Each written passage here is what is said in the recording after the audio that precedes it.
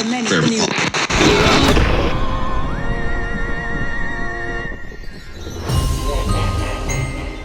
Hello and welcome back to the AfterEllen podcast. I'm your host, Editor-in-Chief Jocelyn McDonald, and I'm here with our writer, Gabrielle Alejandro. Hello, Gabby. What's up?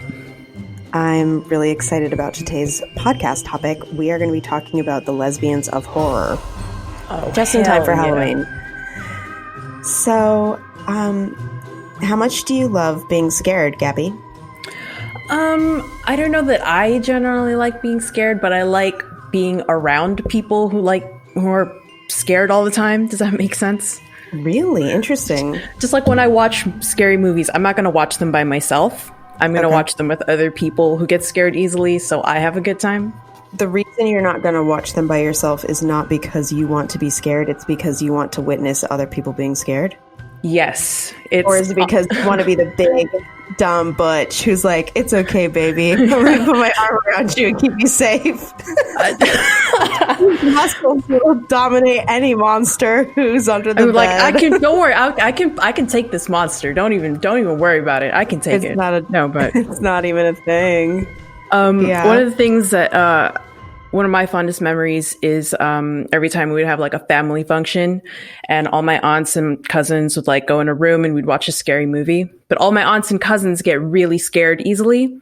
So it was just hilarious for me. Yeah, that's funny that you say that because some of my fondest family memories are around horror movies too. My family we love watching movies and we love like talking throughout movies. I know a lot of people don't like that, but my family's really funny. I don't think I would tolerate other people talking in movies, but my family's really funny.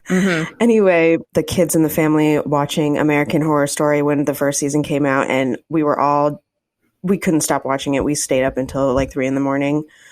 And the other one, my family gets together and sometimes we fight. Like we have different politics, we have we have issues, and then when we're watching.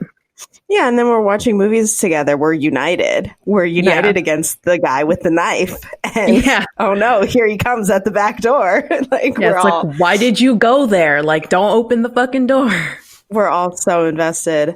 Yeah. But the movie Hush, which is a Mike Flanagan movie, and I really like Mike Flanagan, and he's the guy who did The Haunting of Hill House, and which has a great horror lesbian, and the newest series is Bly Manor, The Haunting of Bly Manor, and that's got an even more explicit, center stage lesbian storyline. So love Mike Flanagan. Anyway, Hush scared the shit out of everyone. I literally screamed, but that's actually not uncommon for me. I get very scared during horror movies, and I remember like. being in like high school and seeing The Ring in theaters and actually screaming and like everyone in the theater just laughing. I really wetting my pants. The Ring in theaters too, and then like a couple of weeks later, or not a couple of weeks, but when it came out on DVD, that's when all my aunts and cousins watched it. But I had already seen it, so I knew it was going to happen. So I left like halfway through. I was like, oh, I'm going to go eat or I'm going to go to the bathroom, whatever. But I went into the kitchen, got the kitchen phone, called my cousin's cell phone. You are a bad person. Oh my God. Yes. And they all came running out of the room and screaming. And everyone's like, what the hell are these people doing? So did your cousin answer the phone, or was it just the she answered it. She answered it. Yeah. Did you disguise your voice? I didn't say it. No, I didn't say it. I asked one of my like smaller cousins to say it. Oh shit. Yeah. That's so fucking funny. And evil. That is so evil. Oh my God, remember that movie? That movie was so twisted and sick. I'm scared just thinking about it. It was, because you're like, okay, it's like whatever. It's just like scary images, and then the images are scary though. Yeah, and then she had the audacity to come out of the TV, and I was like, "Oh, that was fucked." No. Yeah, I think that's what I screamed. The fingernails on the inside of the well, I'll never forget that, and also the images themselves from the video. You know, when the ladder is spinning and there's like a fly, and that shit's really scary. Right. It was just so like simple, but it was so scary. It was so simple and so scary. I love that shit. I live for this, the simple and yet scary. I'm not as Like a big Paranormal on Activity, the first Paranormal Activity. It was just really right. simple, like really simple things, but it scared the bejesus out of people. I don't need a lot of gore or blood. I need to be disturbed, and that's what really gets me. Yeah. So that's today's topic. Horror films are today's topic, and we've picked a few of our favorites. Gabby, do you want to kick it off? What's your top pick? Honestly, I thought you were going to kick it off because I completely forgot what I wrote on that list. Get your note card out while you do. Oh my god! Oh my god! Okay, do you want to start talking about Bly Manor right now, or do you want to? Yeah, we can talk about Bly Manor. Okay, because I have a lot of feelings about this. Yeah, like it got me. It got me too, and I didn't expect it to because I was very confused in the first few episodes. You know, The Haunting of Hill House was disturbing from the get, and from episode 1, I couldn't stop watching because I was so scared. I needed to know what happened next, and then I was so scared that I couldn't watch except for one episode at a time, and I needed to block out some space after the episode where I could like watch The Office or something stupid that I could, you know, just dissociate from how fucking scared I was before bedtime. Right. And I love that because that, I mean, and that was the other thing. I was watching it alone because my roommates weren't watching it with me for whatever reason. So I went into The Haunting of Bly Manor expecting to be scared shitless. I cleared my calendar for each night to be, you know, followed by self-care, like some kind of kinky play scene where we go to the dark place and then we give ourselves some aftercare. And it was just very strange because it wasn't that scary and it was very atmospheric and it was very driven by mystery and curiosity, but it didn't have you shook at the end of every episode. And that really took me by surprise. And there were scary elements in each episode, but I kept waiting for the payoff to be super scary as the show built, and it kept not. And it took until like episode 7, I think, for the ghost story to come out. And I thought that was a really interesting way of structuring the show to basically set it up like a gothic romance novel. And when you read Northanger Abbey and Thérèse Raquin by Émile Zola, I knew it was French. Anyway, super scary. So, you know, gothic novels, gothic horror takes a really long time to unravel, and there's a lot of atmosphere and a lot of psychedelic, a lot of psychological questions, and they all have this dark moral twist that's like asking you to plumb the depths of human evil, the human capability for revenge or selfishness or whatever. And so I didn't understand the show until I realized that it was essentially a gothic or a Victorian horror novel come to life, and that it wasn't meant to be a ghost story in the same way that Haunting of Hill House was, but was instead this real slow burn. And that even you know, kind of dictated the ending. Spoiler alert. The ending of the huge show, spoilers here. You would never in most modern storytelling have the denouement last for an entire episode, but in The Haunting of Hill House, the last episode is just the climax has happened, the conclusion has essentially happened, and we're watching the extreme aftermath. We're talking about decades later. We're still following the story, and so it's no longer scary really at all. And it's really turned into just a love story.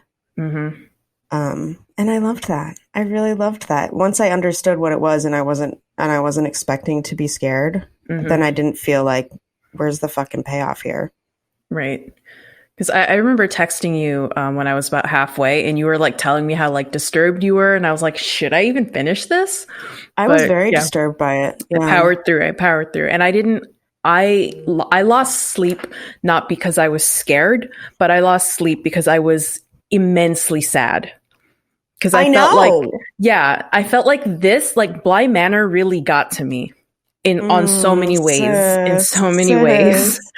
First, when what's the ghost's name, was Viola or something? Yes.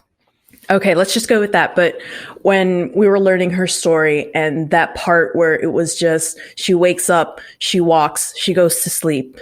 She wakes up, she walks, she goes to sleep. And I've been there. I've been in that place where I felt like all I did was I woke up, I walked, I went to sleep, and I didn't even feel like I was alive. I was just so, in this part of my life where I was just so heavily medicated that I didn't know what I was doing. I didn't feel like I was alive. I was just going through the motions. And I was watching that and I was like, yeah, me too, sis. Like, I feel you. I understand what you're going through. So that really got me. I loved the love story. I really didn't see it coming because of the way they set it up. And it was just beautiful the way that from their kind of their meet cute, where you can really tell that Jamie has big dyke energy from the start, but you don't really see that about Victoria Pedretti's character, Nell. Danny. Well, she was Danny. She was Nell in Haunting of Hill House. So excuse me, but you don't really see that about Danny because she is kind of sexless. She's like haunted, literally. She's barely keeping it together. You're not like really seeing that character as being emotionally available to like have a spark. I was ready to fight that ghost, dude. I was like, is this ghost like, what kind of witchcraft we got to do so I can throw hands with this ghost? Like, leave her alone, dude. She's gay. Get over it. But so even just that also, like, I could understand her need to not want to look at mirrors because she's reminded of some traumatic thing. Like that happens to me all the time too. Every time I look into a mirror and I see this scar or I see what happened here, you know, like, yeah, I get that. Yeah. That's a deep metaphor. I like that. So I thought the chemistry between them was really authentic as well. Same. And I was really pleased at a lot of the choices that the two actresses made as they related to one another, because it just seemed really real and deep. I liked it. I think the scariest thing for me was actually that part of their love story. That the scariest thing is the mortifying ordeal of being known, right? So that she had this thing in her that's always in the back of her mind that she, you know, they're going to have to deal with eventually. And I wonder that too. Like, I have this thing that is probably going to ruin a relationship one day. Maybe it's always going to be in the back of my mind, no matter how well I manage it right now. How well will I manage it in a few years, you know? Right. And your insecurity around your own failings or shortcomings makes you think that no one could love you. And the process of being loved is the acceptance by the other person of your whole self, and being willing to be a witness for your whole self.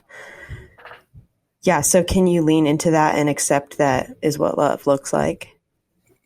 I mean, that was same. It was really cute. And I really just, I loved it. I loved the outfits. I loved the aesthetic. We love 80s lesbians. We love it. Me too. Yeah. I think Victoria Pedretti is so beautiful. I loved her in You. She played Love Quinn in the last season of You, and I thought she was brilliant. And after seeing her in Bly Manor, I'm making an exception for one pretty light-haired woman. Oh, okay. Yes. The light-haired listeners will rejoice. They'll be like on your Instagramming, like, you know, some of us are really cool and cute. And we need a big, strong lady to protect us from the monsters. Yeah, I'll throw hands Metaphorical and otherwise. whatever monster you need. I really liked Bly Manor. I was a little bit concerned because I didn't see Kate Siegel in the first 5 episodes. And Kate Siegel, you will remember, was Theodora Crane. She was the lesbian character from The Haunting of Hill House. And so as the first few episodes of this show rolled out, I was like, where's hot Kate Siegel? She's actually Mike Flanagan's wife and a screenwriter and an actress, and helps to produce all of these projects with him. I think it's a family operation. And so, of course, because she's married to a man, I know she's not a lesbian, but she played a very convincing lesbian character in the last season of this show. And so I was kind of like, she's the lesbian. Where's the lesbian? So surprise! I was very concerned. I was like, where is she? Because even if she's not a lesbian character, I mean, she has lesbian hands. And we know this from, her role as Theodora, but where were those lesbian hands? And then it turns out the main characters are lesbians. So you're like, okay, well, fine. We do get that lesbians. Makes up for it. That makes up for it. I was very concerned that Kate Siegel wasn't going to show up with her lesbian hands, and it was fine. But she did show up, and she was fucking scary. I seriously was sitting there considering, could I take this ghost in a fight? But then I watched her drag a full-grown man into a lake, and I was like, maybe she's not. Buff. She's really buff. My one point of real confusion in terms of the storytelling was Danny was followed around by this ghost for the first 3 episodes, 3 or 4 episodes, who then became who became completely irrelevant. And the story was not really touched again. It was once she banished his memory by burning his glasses, it was over for her. Because was it really a ghost, or were we just seeing her own guilt manifesting as this thing? Yeah, which is fine, but it's not relevant to the ways in which everyone else is being haunted. And so it's why is this haunted character is haunted in a different way, and she just happens to show up to a haunted house? There's not really a connection. I don't know. I felt like that was kind of not a loose end, but a split end. It had no. It could have been trimmed. It could have been trimmed from the ultimate plot line because it didn't add to the plot. Did it? Am I wrong? Because that dude just disappeared, and I thought, okay, so was it was he really a ghost, or what was really happening? So I thought, honestly, then I just kind of forgot about him, Yeah, all the ghosts of Bly Manor are real ghosts, but he didn't die at Bly Manor, so he's not a ghost of the same caliber. He was just banished by the power of lesbianism, I feel like. Yeah. He was also murdered by the power of lesbianism. Well, the power, it's just, lesbianism is just too powerful. What can you do? We gotta rein it in sometimes, ladies. Yeah. What other movies did we like? Jennifer's Body.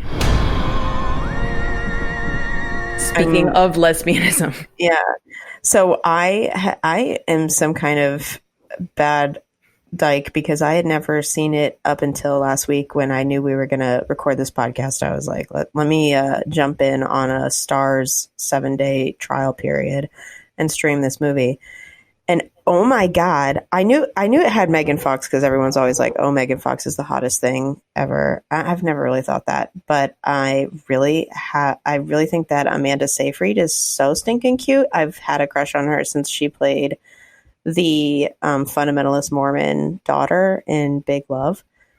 I think I have a thing for people in cults, having grown up in a cult myself. But Amanda Seyfried is bringing the sapphic vibes in this film, and I couldn't get enough of her. She was just every minute she was on screen, I was happy. Yeah. I think a lot of us watched that one scene between them. Yeah. I will watch that 100 more times. Yeah. I will rewind and watch that 100 more times. Yeah. That was such an epic payoff because there was so many implications of Amanda Seyfried's character, whose name I forgot, desire for her friend. You know, it's like a joke that she's got the hots for her, and then it's like with every scene you can kind of tell the way that Needy, that's her fucking name, Needy.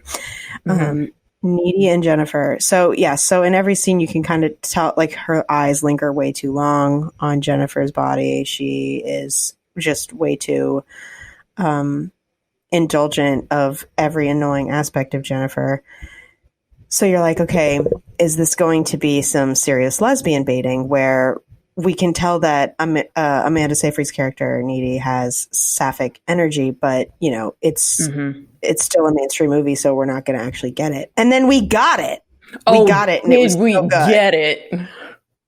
Yeah. The scene where they make out set me a little bit. It was... Can I tell you how many times I watched that when I was like 19? Tell me.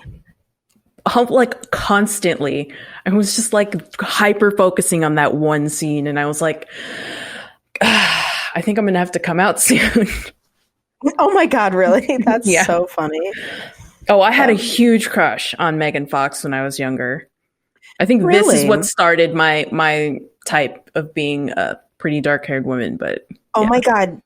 Wait a minute. Jennifer's body gave you a type? Megan Fox gave you a type? That's incredible. Maybe. It's probably what happened. Wow. Yeah. I love a good origin story. Yeah. Dang. I don't feel like Jennifer did anything wrong. So she was killing people. I agree. Yeah, you know, she did what she had to do. There's nothing really scary about this film. No. It's a horror movie because people die and there's a lot of blood. And also Jennifer is possessed by a demon. But, yeah. Yeah. But apart it's from not that, scary at all. No, not really. But I still really enjoyed it, and I loved the, like, man-eater trope turned literal. That was cute. Yeah. And I think that horror as a genre and horror comedy gets to play with a lot of themes that don't get touched in other types of mainstream media. And I really liked the sort of proto-feminist message that it was kind of ahead of its time in the way it dealt with showing the results of sexual objectification of teen girls, and at the same time showed like a teen girl response, like, okay, you're going to objectify me. I'm going to literally fucking eat your body. Right. Keep talking about Jennifer's we keep talking about Jennifer's body, but what about Jennifer's mind? She got it. Like, she got it. Yeah. And she chose not to eat Needy. Yeah. She was only eating boys. She almost ate Needy. I don't think not in the way that we wanted. Yes, she licked her neck. Oh, not in the way we wanted. Yeah. When she first got back from her demonic possession, she almost ate Needy a little bit, but not in the way that we wanted. No. Yeah, exactly. And honestly, I did when Needy like jumped on Jennifer and straddled her and made out with her, I really for a minute did think that they were gonna fuck. Like, it wouldn't have fit in the movie at all, and it wouldn't have made any sense, but it was just so very hot that I don't know. I guess I wouldn't have minded. No, I mean, I was like, where is this movie going? What the hell? But I didn't buy Needy's boyfriend. I didn't buy that Needy cared about the outcome of her boyfriend. Like, okay, that maybe he's her second best friend, but she doesn't care. She doesn't care about. She clearly did not care. No. So, overall, excellent film. Everyone should watch it. Spooky, funny, but not scary. Oh yeah, you'll have a good time. Yeah. maybe it can be the palate cleanser that you watch after you watch something like Hill House that scares you shitless. Right. There you go. So, what else? What else was on that list? I got one. I watched Silent Hill recently, and I really, really liked it. The first Silent Hill, the movie? I don't know that it was that scary either. I mean, it was kind of scary. It definitely had some moments where I was pretty scared, but what I liked about it was the dykey cop character who I really didn't see coming. You know, you see her in the first scene and she's a motorcycle cop in full leathers. So she's like actually got short hair and she's like kind of butchy. And that really took me by surprise because usually lesbians, well, first of all, it's not like her character had a romance. So she was not in any way positioned as a lesbian. There was never a moment where her character was like, I like women, you know, but it was just like her big dyke energy could not be contained in a 16:9 format. You know, she was very obviously gay. So that really surprised me because women are not allowed to be butch in movies. It doesn't happen. And so that just floored me. I mean, she was so stinking cute with her motorcycle and her leathers. I mean, like all cops are bastards. I know, like my opinion on this is problematic, but I think in point of fact, all lesbian cops are hot, and I don't think that you can. I don't think you can convince me otherwise. And Laurie Holden, the duality of woman, right there. It is a duality as old as time. But Laurie Holden as the lesbian cop in Silent Hill was so good. And really made the film for me, honestly. Right. Did you ever get a chance to play the games based on? You know, I don't play games. Right. I date women who play games, and I watch them. And good job, honey. Oh my God, you're killing all the bad guys. Good job. Right. I honestly, like, it wasn't a great, like, oh my God, give it an Oscar, but I did enjoy the Silent Hill movie because it was, you know, it did have that creep factor. And as somebody who did play the games, I felt like, you know, a lot of the monsters were in there, and it's like, oh, okay, look, there they are. And it's kind of like, okay, how are we gonna do this in a movie, you know? So I enjoyed it. So were there any lesbians in the game? Not the ones that I played. Okay, so there is actually no lesbian element to this film. I'm just interpreting it to be that way because you are just thirsty. I'm so thirsty. Oh no. Oh no. I think anyone who's heard this podcast before knows very well how thirsty I am for butch dykes. It's my problem.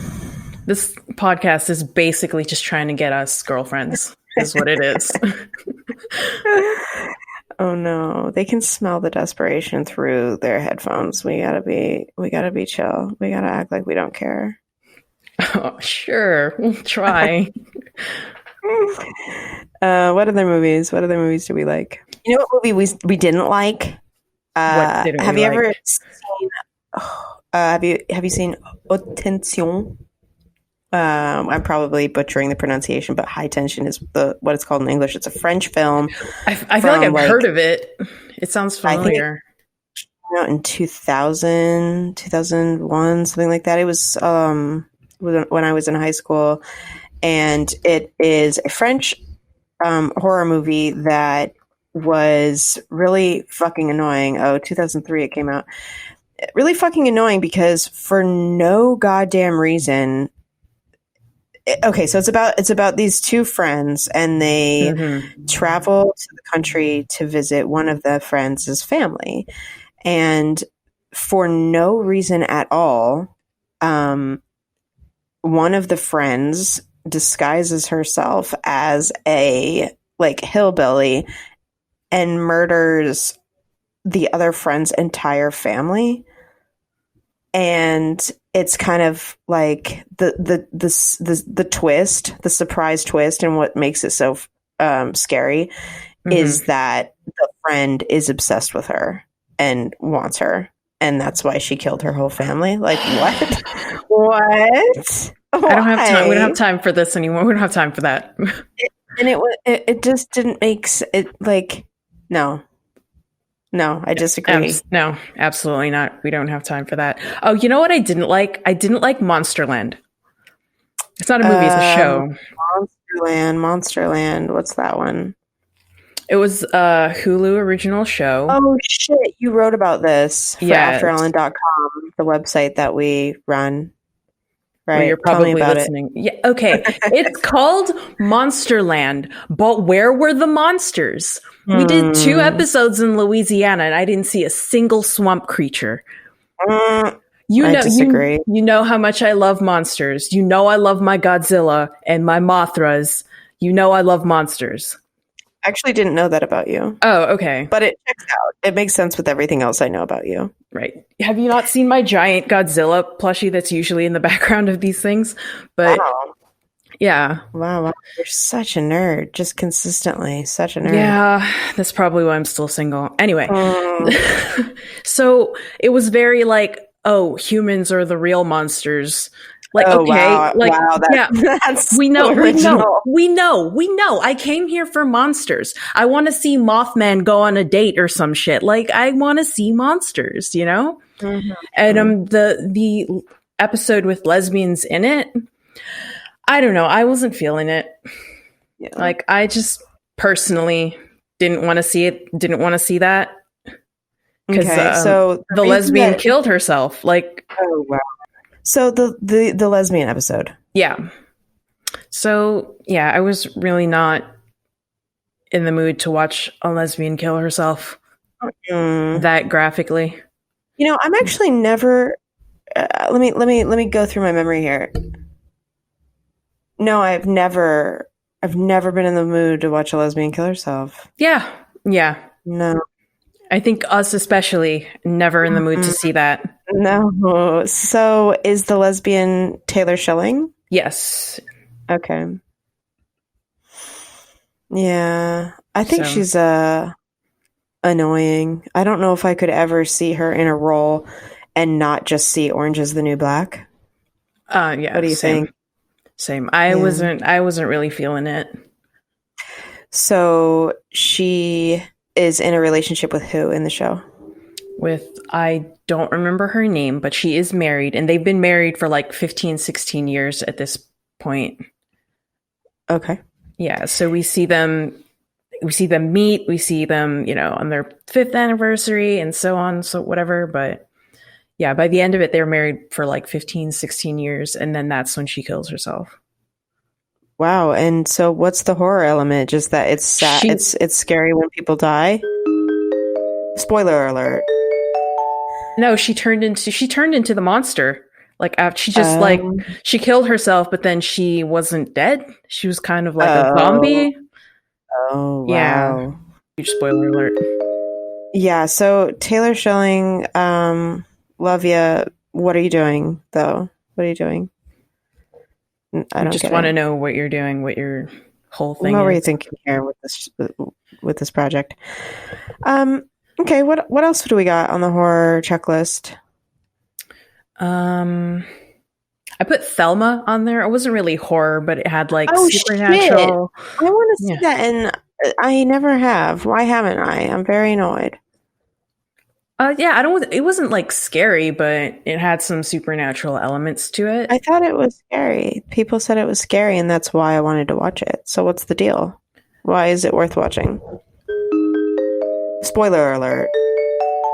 Because the lesbian gets a happy ending, and she gets revenge on homophobes. Ooh. So that's always fun. Yeah. Oh, yeah, one that I put on there was actually one that my friend told me about was Whispering Corridors. Or something like that. Yeah, it's a Korean movie from way back when. You love Korea. Where else am I gonna get where am I gonna get other like Asian representation these days? Yeah, so the one that I put on there was called Memento Mori. And so basically this lesbian ghost haunts her school and like Ooh. tortures all these homophobes who were like homophobic to her when she was alive. And I was like, Wait, this yes, sounds very queen. good. Love this journey for you. Get it. But yeah, it's really hard to find. K-horror is a whole thing. Like, they really do horror in their own special way, and it is extremely disturbing. Mm-hmm. It is. So you were just saying when it came out? Sorry, it was like 1999, 2000, around there. So it was a while ago. And I guess there's 5 films in the series. Mm-hmm. This was the second one. Memento Mori. Yes. All of them are set in all girls schools. So even if they're not super explicitly gay, they're all gay. Yeah. Like there's going to be subtext. Yeah. Cool. I think Asian horror is just so different in that it can creep you out in a way that Western horror wouldn't. I mean, I think that the original Ring is a really good example of that, because the original Ring and the Ring with that's set in Washington is they're different in several key ways. And the supernatural element of the original is, I can't remember if it's like given more backstory or just a different backstory. I remember being scared in a different way. Yeah. It's kind of scary that like sits with you, if that makes sense. Yeah. And it wasn't just the Ring, it was also The Grudge, The Eye. Oh, The Grudge. The Grudge was so scary. The Grudge. Oh my Holy God. shit. Why? I'm scared. Oh God. Yeah. My family used to tell me a story that it was very similar to The Grudge, but it had a very they'd be like, I'm going to tell you the story of Grandma's house. I'm like, oh, Grandma's house? That sounds great. And then they tell you the story and it's so horrific, like so creepy. It was what I very like The Grudge. Is that The Grudge was remade in 2020. What? For what reason? For what? I don't know, because we've got an American version. We've got that came out in 2004. We've got the original Japanese version that is based on. And then for some reason it came out in 2020. Came out in January of 2020. And somehow that was January 2020 was 18 years ago. I'm not going to remember. That's so true. That's so true. Yeah. It was 100 years ago, and I feel like because it came out in January, I should have heard about it. I feel deprived of cultural knowledge, and at the same time, I don't care at all because it got 1 star. Oh my God. Yeah.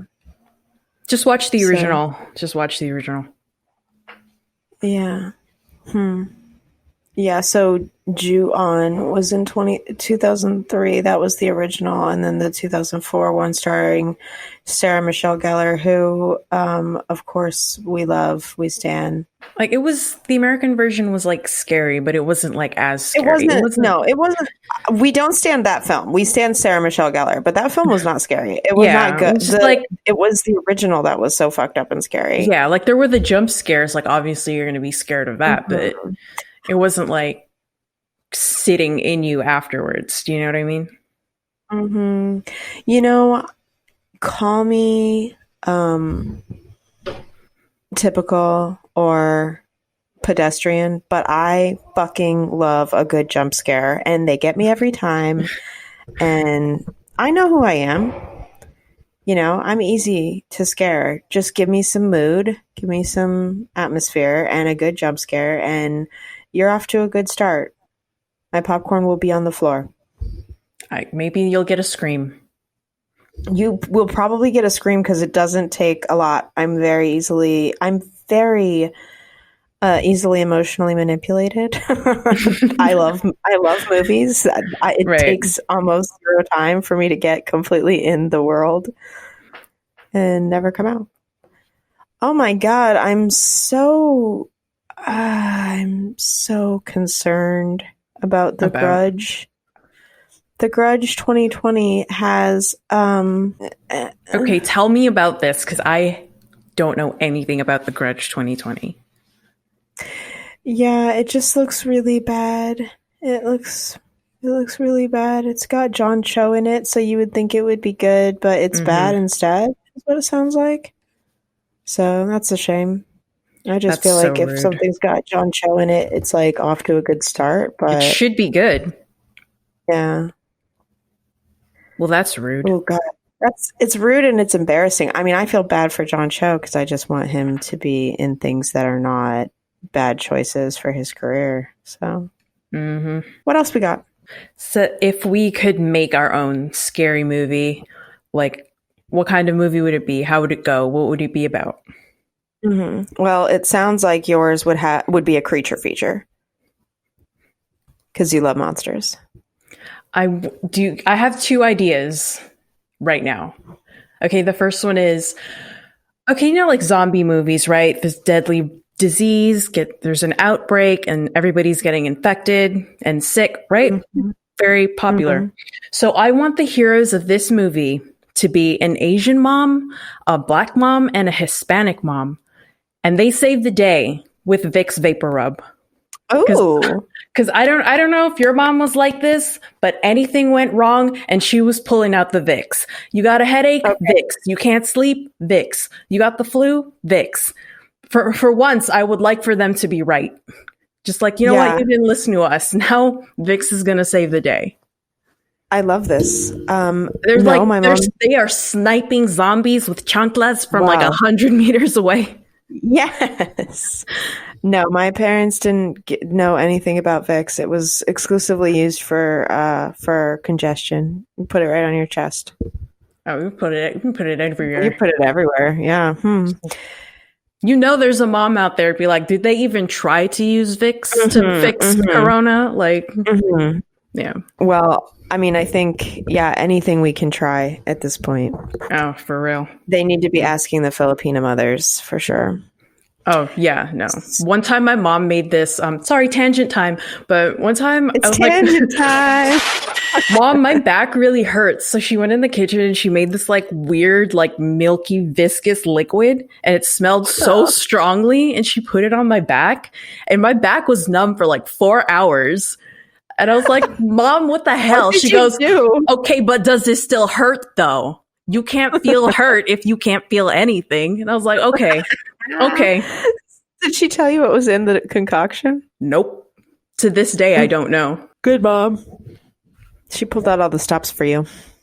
She knew what she was doing. It was witchcraft. Speaking of witchcraft. She was Catholic. That's the funny thing about Filipinos is that somehow they manage to keep parts of the old ways and still be Catholic. Do you know what I mean? I think this should feature into the horror film as well, because that's automatic. Anything to do with religion plus witchcraft is automatically scary. Like I said, segue into my next idea. Okay, sorry, give you some time. First idea is greenlit. Go ahead, I'm in. Now, second idea. Hear me out. Just hear me out. Because I know you're gonna just be like, Gabs, you dumb shit. I know what the fuck you're gonna say, but just like hear me out, okay? It's 3 witches, right? Okay. Played by Katie McGraw, Jessica Parker Kennedy, and Irene from Red Velvet. And if I could just go on another tangent, Irene, keep your head up, queen. You told us one time, hey, now we'll be okay. It's gonna be okay. Anyway, there's some drama. I'll tell you about it later, but... I tried to type those names into Google right quick and figure out who the fuck you were talking about, but it happened too fast. Okay, first, Jessica Parker Kennedy? Yes, from Black Sails. Max on Stars. How could I not know? Yes! That you were going to take it there. Of course. Yes. You're a dream girl. Tell me she doesn't look like she can make a good witch, right? Oh, yeah, absolutely. Katie McGraw. Yeah, Katie McGraw. I don't know that one. From But was Merlin. She was in Dracula. She was a lesbian in Dracula. Oh my, no way. Yeah, she was like, you've not seen that gif of her making out with that woman? Like, she went all in. Like, she went all in. Oh, that's, yeah, we didn't talk about lesbian vampires at all, and that's such a, it's its whole genre. I mean, lesbian vampires are such a thing. But no, I didn't see that. I'll send it to you later. But yeah. So I found Katie McGraw, who is a broadcast meteorologist in Louisville, Kentucky. Oh, her last name is spelled McGrath. Oh, McGrath. Yeah. Okay, McGrath. She's Irish, so of course you can't pronounce it the way it looks. Got it. Right, she's gorgeous too. You love those dark-haired honeys. Mm-hmm. And yes, Irene from Red Velvet. Okay, just hear me out. Okay, I am hearing you out. Go on. And they are witches. They're 3 witches, right? And it's very hocus pocus vibes, but darker. Mm-hmm. And that's all I got because it's as far as I get without like being overcome with thirst. I think that's far enough. I mean, I think that worked for so many films like The Craft, which I guess they're making a reboot of The Craft right now, actually, and we're going to cover that when it comes. I heard about that. Oh my God! Did you know that Irene from Red Velvet shares my birthday? Aries. Wow.